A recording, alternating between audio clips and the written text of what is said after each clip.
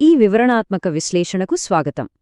ఈరోజు మనం ఒక అత్యంత ఆసక్తికరమైన అంశాన్ని పరిశీలించబోతున్నాం. అదేంటంటే ద్వితీయోపదేశకాండము 15వ అధ్యాయం. ఇందులో దేవుడు ఇచ్చే ఆశీర్వాదాలకు, దానికి ప్రతిస్పందనగా మనం తోటివారి పట్ల చూపించాల్సిన ఉదారతకు మధ్య ఉన్న అద్భుతమైన సంబంధాన్ని లోతుగా విశ్లేషిద్దాం. ఆలస్యం చేయకుండా ఈ పురాతన గ్రంథం ఆర్థిక విషయాలను మరియు మానవ సంబంధాలను ఎలా నిర్దేశించిందో అర్థం చేసుకుందాం. పదండి. ఈరోజు విశ్లేషణలో మనలను నడిపించే ప్రధానమైన ప్రశ్న ఇది. అసలు ఈ వాక్యం ప్రకారం దేవుడిచ్చే ఆశీర్వాదాల ప్రాముఖ్యత ఏమిటి? అలాగే బీదలకు, అణగారిన వర్గాలకు సహాయం చేసే విషయంలో దేవుడిచ్చిన ఆజ్ఞలు ఏమిటి? ఈ పురాతన ఆర్థిక నియమాలు ఎంత స్పష్టంగా ఉన్నాయంటే అవి కేవలం డబ్బుకు సంబంధించినవి మాత్రమే కాదు, అదొక హృదయ స్థితికి సంబంధించిన పరీక్ష అని మనకు అర్థమవుతుంది. ఈ విశ్లేషణలో మనం ప్రధానంగా 3 అంశాలను చూడబోతున్నాం. అవేంటంటే 1 దేవుని ఆశీర్వాదాల ప్రాముఖ్యత, 2 బీదల కొరకు దేవుని ఆజ్ఞలు మరియు 3 హృదయపూర్వక ఉదారత. సరే, ముందుగా మొదటి విభాగానికి వద్దాం. దేవుని ఆశీర్వాదాల ప్రాముఖ్యత. సరే, దీనిలోకి కాస్త లోతుగా వెళ్దాం. ద్వితీయోపదేశకాండము 15వ అధ్యాయం 6వ వచనం మనం గమనిస్తే దేవుడు తన ప్రజలను ఆశీర్వదిస్తానని చేసిన వాగ్దానం చాలా స్పష్టంగా కనిపిస్తోంది గదా. దేవుని మాటలకు విధేయత చూపడం ద్వారా ఆ సమాజం అప్పుచేసే పరిస్థితి ఎన్నటికీ రాదని, పైగా అనేక జనుములకు అప్పుచ్చే ఉన్నత స్థితికి ఎదుగుతుందని ఇది వివరిస్తోంది. అంటే ఆశీర్వాదమనేది ఏదో గాలిలో ఉండే ఆధ్యాత్మిక భావన కాదు, ఇదొక భౌతికమైన శ్రేయస్సు. ఒక దేశం అప్పుల ఊబిలో కాకుండా ఇతరులకు సాయం చేసే స్థాయిలో నిలబడటమే నిజమైన ఆశీర్వాదమన్నమాట. ఇప్పుడు ఒక ముఖ్యమైన చారిత్రక మరియు చట్టపరమైన పదాన్ని అర్థం చేసుకుందాం. అదే షెమిట్టా. ఇది ఒక హీబ్రూ పదం. వ్యాఖ్యాతలు వివరిస్తున్నట్లుగా దీని అర్థం అప్పుల మాఫీ లేదా పూర్తిగా విడుదల చేయడం.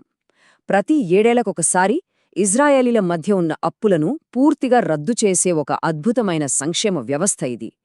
ఎవ్వరూ కూడా జీవితాంతం పేదరికంలో మగ్గిపోకూడదనేదే దీని ముఖ్య ఉద్దేశ్యం.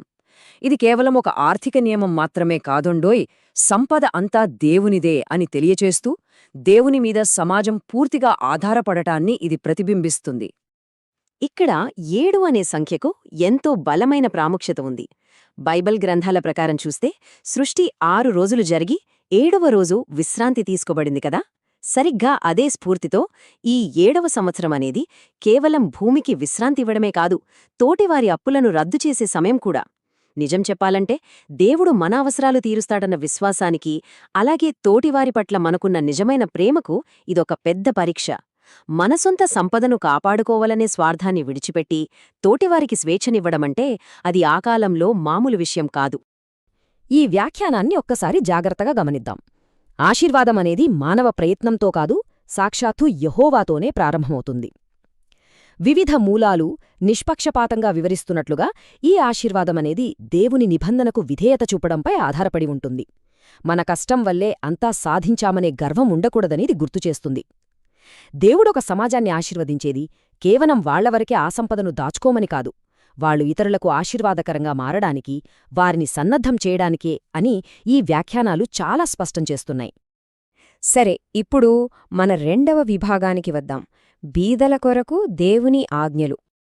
ఇది ఎంత అద్భుతంగా వివరిస్తోందంటే ఈ గ్రంథాలు ఒక శక్తివంతమైన రూపకాన్ని వాడే.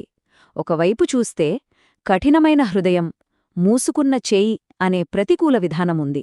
అంటే తోటివారు కష్టాల్లో ఉన్నప్పుడు వారి మొర వినకపోవడం, చేతులు ముడుచుకు కూర్చోవడం. దానికి పూర్తిగా విరుద్ధంగా ఇష్టపూర్వకమైన హృదయం, విశాలంగా తెర్చిన చేయి అనే ఆజ్ఞను దేవుడిచ్చాడు.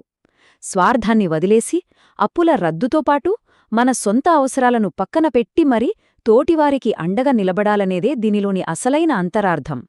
ఈ పురాతన దేవుని సంక్షేమ వ్యవస్థలోని నిర్దిష్టమైన ఆజ్ఞలను ఒక్కసారి వేగంగా చూద్దాం. ఇందులో ప్రధానంగా ప్రతి 7 ఏళ్లకోసారి అప్పులను పూర్తిగా రద్దు చేయడం, బీదవారిని చూసి హృదయాన్ని కఠినపరుచుకోకుండా ఉండటం, వారు అడిగినంత మాత్రమే కాకుండా వారి అవసరానికి సరిపడా అప్పివ్వడం ఉన్నాయి.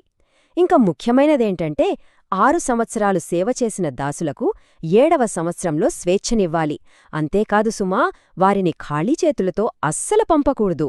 వారు తిరిగి పేదరికంలోకి వెళ్లకుండా మందలో నుండి, కళ్ళములో నుండి ఉదారంగా కానుకలు ఇచ్చి పంపాలని ఈ నియమాలు ఖచ్చితంగా చెబుతున్నాయి.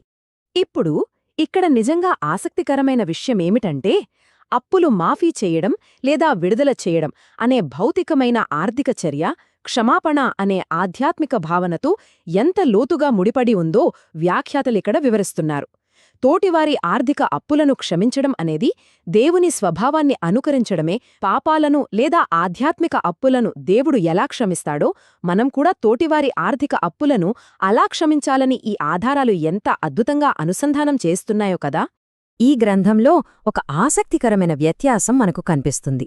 ఒకవైపు దేవుని ఆజ్ఞలకు 100% విధేయత చూపితే మీలో బీదలు ఉండనే ఉండరు అని ఆదర్శవంతమైన మాట చెబుతోంది.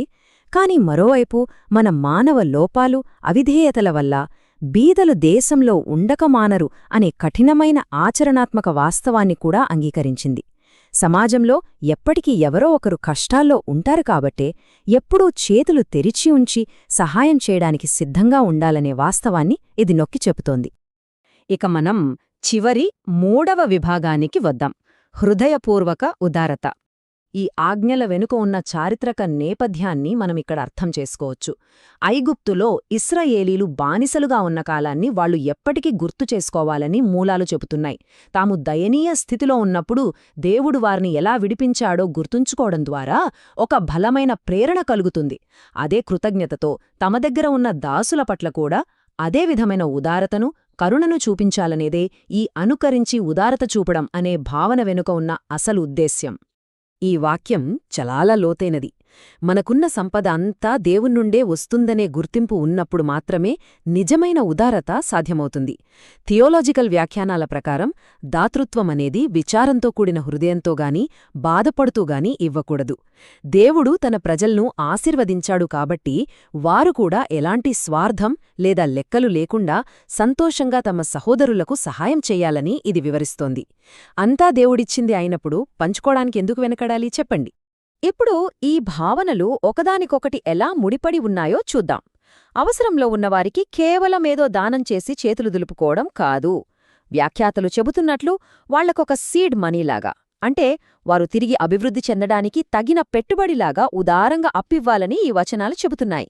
7వ సంవత్సరం దగ్గర పడుతోంది కదా, అప్పులు ఎలాగూ మాఫీ అయిపోతాయి కదా అని వ్యాపార లెక్కలు వేసుకోకుండా నిస్వార్థంగా ఇతరుల కోసం చేతులు తెరవడం ఇక్కడ అత్యంత ముఖ్యం. ఇలాంటి ఉదారతే దేవుని అనుగ్రహాన్ని మరింతగా ఆహ్వానిస్తుంది. ఈ మొత్తం విశ్లేషణ యొక్క సారాంశాన్ని ఈ ఆశీర్వాదాల చక్రం స్పష్టంగా వివరిస్తోంది. ఇదొక అద్భుతమైన విధానం. చూడండి, ముందుగా దేవుడు తన సదుపాయంతో ప్రాథమిక ఆశీర్వాదాన్ని ఇస్తాడు. ఆ ఆశీర్వాదం వల్ల సమాజం బీదలకు సహాయం చేసే సామర్థ్యాన్ని పొందుతుంది.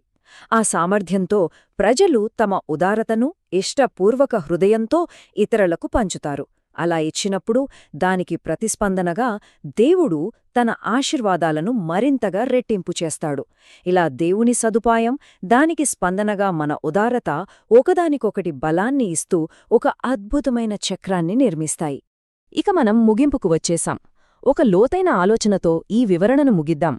మనం ఉచితంగా పొందాము కాబట్టి ఉచితంగా ఇతరులకివ్వాలి అనే ఈ పురాతన సూత్రం సంపదను పోగుచేసుకోవడం, దాతృత్వం మరియు చేతులెల్లప్పుడూ తెరిచి ఉంచడం పట్ల నేటి ఆధునిక సమాజపు దృక్పథాలను ఎలా సవాలు చేస్తోంది? ఆర్థిక సంబంధాలు కేవలం లాభాపేక్షతోనే కాకుండా ఒకరికి మరొకరు నిస్వార్థంగా ఎలా బాసటగా నిలవవచ్చో ఆలోచించడానికి ఈ గ్రంథాలు మనల్ని ఎంతగానో పురికొల్పుతున్నాయి. ఈ విశ్లేషణ అందరికీ ఆసక్తికరంగా అనిపించిందని, మరెన్నో విషయాలు తెలుసుకోవాలనే ఉత్సుకతను రగిలించిందని ఆశిస్తున్నాను. ఇలాగే